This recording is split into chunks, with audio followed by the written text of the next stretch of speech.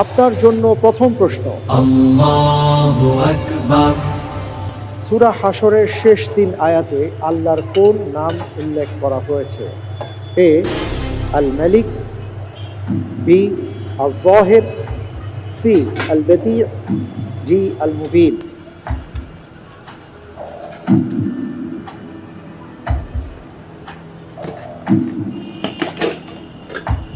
আলহামদুলিল্লাহ, আমি এখান থেকে উত্তর হিসেবে বেছে নিচ্ছি এ আল মালিক। আল মালিক জি, লক করে দিন, লক করে দিন। ফ্রিজ করে দেওয়া হোক এ আল মালিক।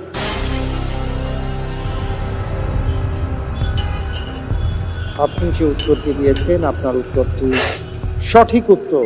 আলহামদুলিল্লাহ। আলহামদুলিল্লাহ। আল মালিকুল কুদ্দুস আসসালাম আল মুমিন।